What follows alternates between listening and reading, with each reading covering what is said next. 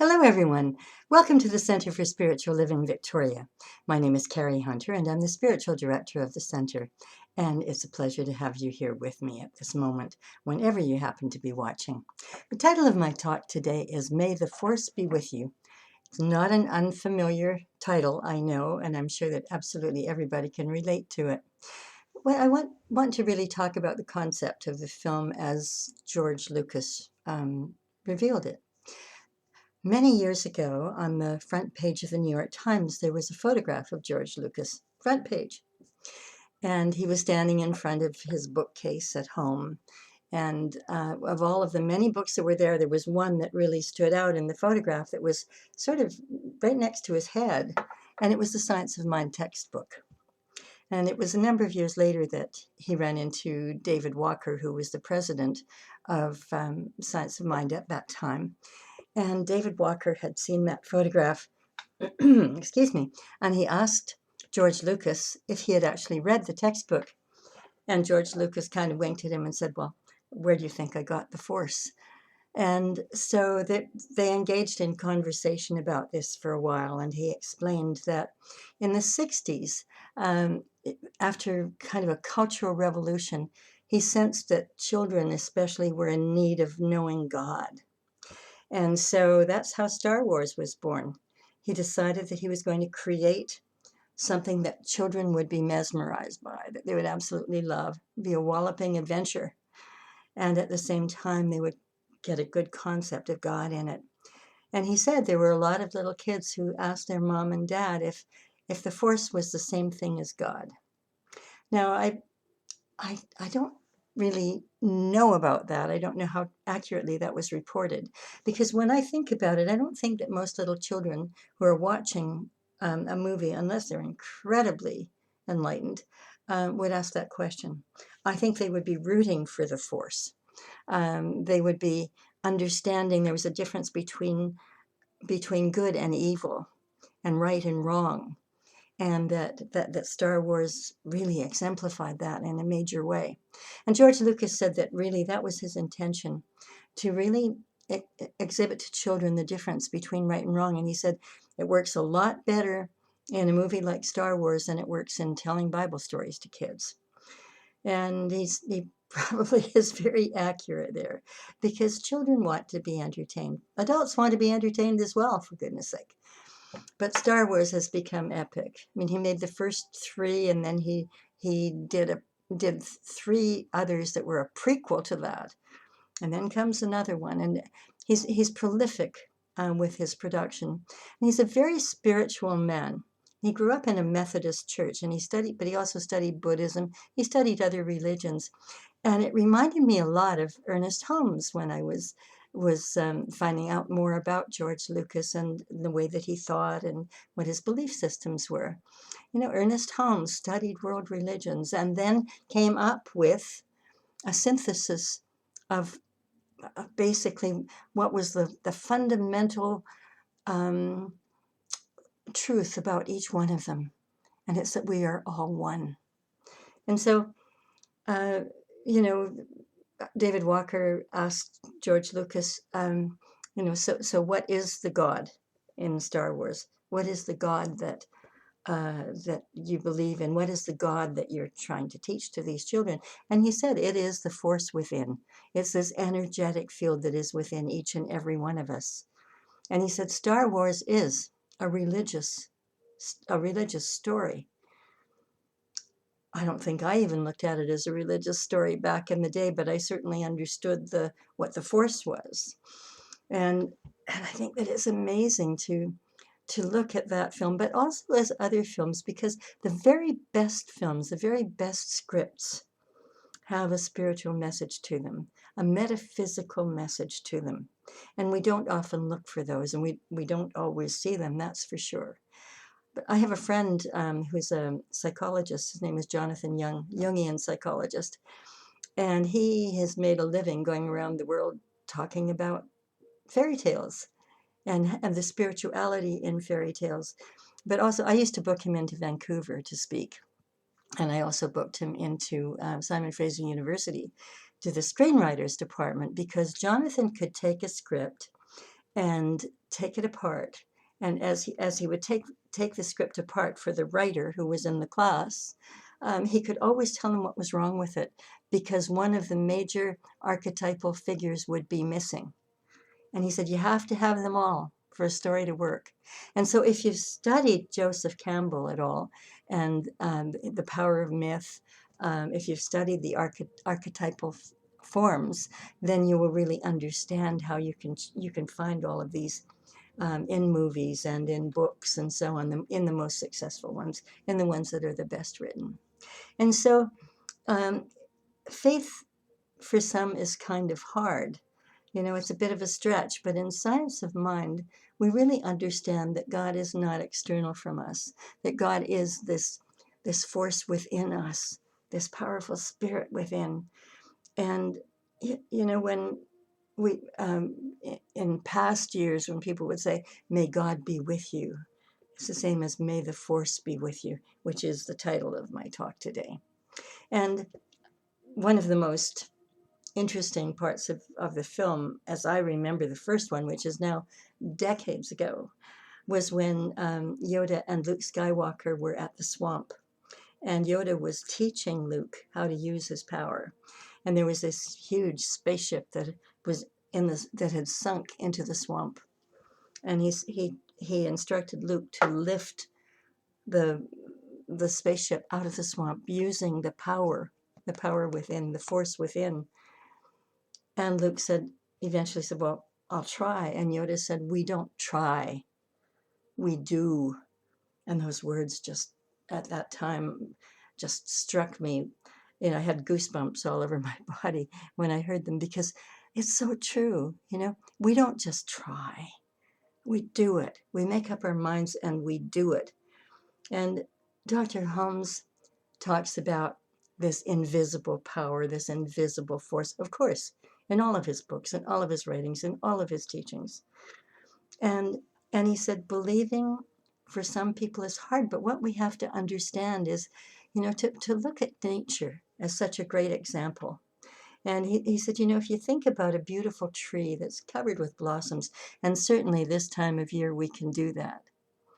And he said, the tree grows from the roots, which are invisible to our eyes.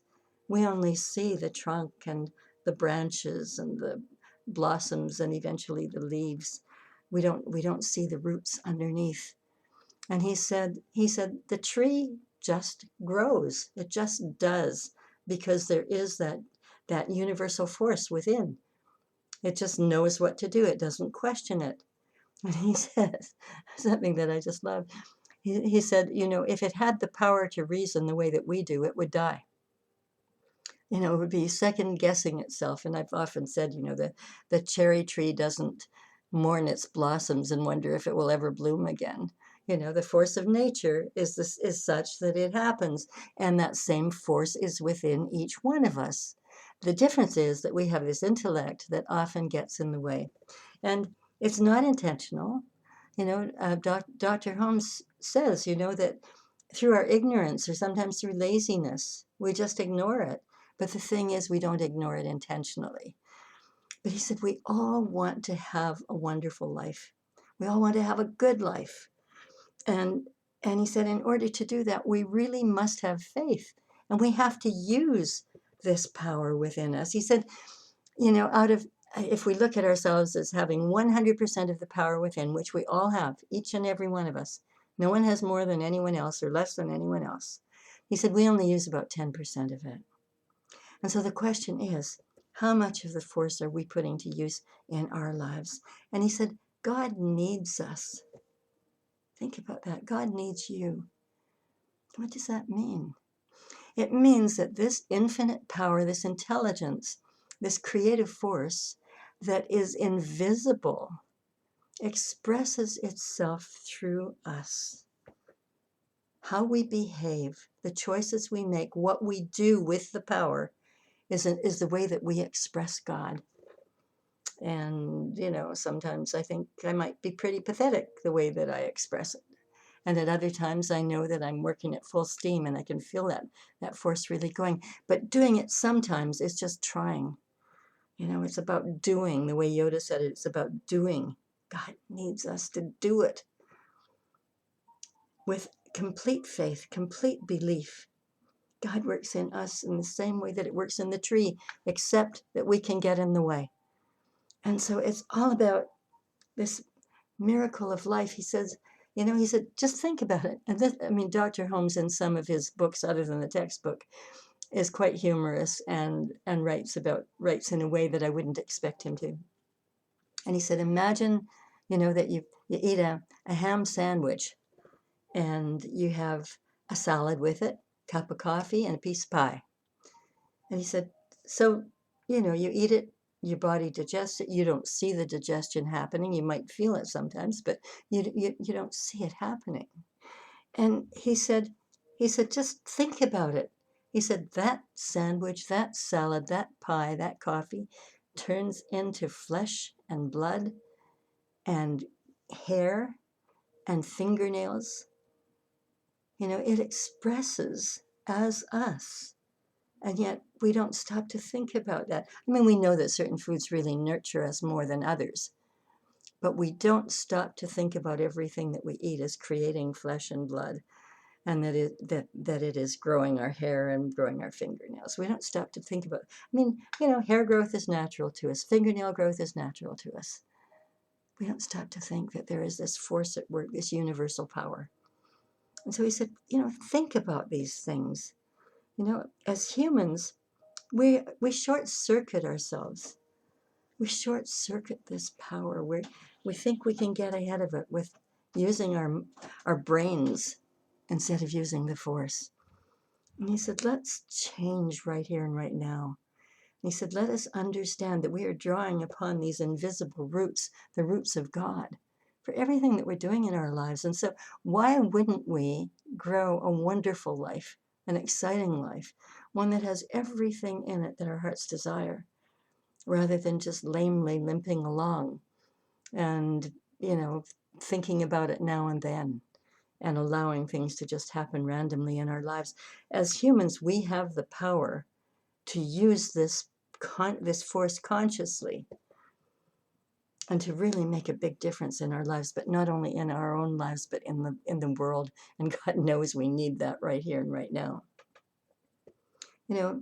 Those of us who are practitioners, ministers, we understand that we don't dwell upon what might happen or what we hope will happen or what we want to happen, because that leaves us in a space of it being undone. We see the end result, and that end result is the way we want to see it. When we hold true to the power, when we don't allow it to turn into, well, maybe it'll happen or it hasn't worked yet, when we just hold true to it. I talked a lot about this last week when I mentioned Greg Braden and the video that he had of the non-medicinal hospital in Beijing, where we could watch on an ultrasound screen a woman who had a bladder tumor 3 inches in diameter, which was inoperable, or she was told it was inoperable. We watched it disappear in 2 minutes and 48 seconds as 3 practitioners prayed over her and chanted. In Chinese, they chanted the words, wasa, wasa, wasa.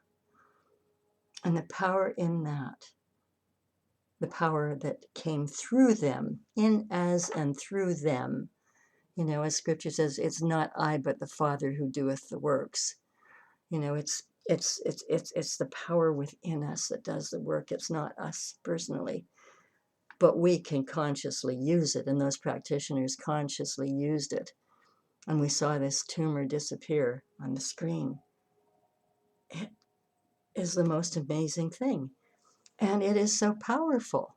I found myself this week, whenever I had a prayer request coming in, I would just sit and immediately go into visualizing the person healed, completely whole, perfect, and complete. And I was doing the wasa, which means already done. That's a loose translation of it, already done. And we say it's done, and so it is, and we release it. But I found it so powerful to just say, wasa, wasa, wasa, when I saw the perfect image.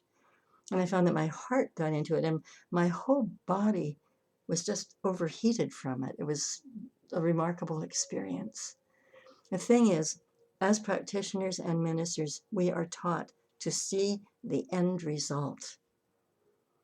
And that's what we should all be doing with whatever it is that we wish to create in our lives. Ernest Holmes said, we're born to be happy, to sing, to dance, to be glad, to be whole, to to express God in the most magnificent ways. And he said, um, he said, God is not a failure. And if God is indwelling in each of us, then neither are we. If we feel like we're failures, we need to change our consciousness. There is always something more we can do. There's always a way to get out of what we perceive to be failure. There's always a way to express a better life, a happier life. And it takes practice, practice, practice. Those 3 practitioners in Beijing didn't just happen to walk into a healing room one day in the hospital and say, oh, well, let's give this a try. They had done deep spiritual work for many years before they were able to do that. And so we are called upon to do that deep spiritual work every day of our lives, to raise our vibrations, to raise our vibration to a healing vibration, the same as the force that Luke Skywalker was using when he did ultimately raise the spaceship up out of the swamp. Nothing is impossible to us when we believe that it is possible, when we believe that it is so. And each day, God's gifts are ours. We need to totally accept them, to totally accept joy and happiness, prosperity, abundant lives, to appreciate, to be grateful, consciously grateful of all of the beauty and wonder around us. And when we see places where healing needs to be done, to see the perfect outcome, not to dwell upon the evil, not to dwell upon the challenges, not to dwell upon ill health, whatever it might be, and certainly the Ukraine right now. Let us see an end result of perfect peace, of those farmlands flourishing, of the people being happy and healthy, of their lives working for them. We need to see the end result, as difficult as it might be for us to do. What a perfect time to practice it, and what perfect practice to do. For, as Greg Braden said, and I said last week, we have this electrical magnetic force that comes from our hearts. It emanates from our hearts. That is the power. And it doesn't just go out from us a few inches. It can go out around the world. Think about that, a vibration that goes around the world. There are many studies about things like this. There are books that have written about it. I'm just scratching the surface here by even mentioning it. But the fact is, it works. And who are we to say that we're not so sure? Who are we to say that unless we're really trying and doing beyond trying? Sorry about that. Doing it. That's what it's really all about. We need to really get into it and to be the glory and the honor and the power of God, expressing in the most magnificent ways now and forever. May the force be with you now and always, and may you consciously use it. And so it is. Wasa, wasa, wasa. Thank you for being here with us today. So happy to have you. And also, if you'd like to join us in person, we're at 380 Cook Street in the Cook Street Village in Victoria. Sunday mornings, 10:30 meditation, 11 o'clock our celebration service. Lots of music and fellowship and time for tea and coffee and goodies afterward. We would welcome you with open arms. And if you like what you hear online, and you would like to make a donation to us, just go to www.cslvictoria.org, and there's a button there that says donate. It will take you to PayPal, and underneath the PayPal image in fine print, it says you can use a credit card or debit card if you don't have a PayPal account. So just be aware of that. Or you can make a direct contribution by e-transfer, and you can do that by just filling in donate at cslvictoria.org. Thanks for being with us today. Have a wonderful week ahead, and keep in mind that the force is always there. Use it. We know that it's with you. I know that it's with you. I know that your life can be the most magnificent expression of God that is possible when you do. I'm up for it. I'm just all revved up right now, wanting to do it myself. And so it is.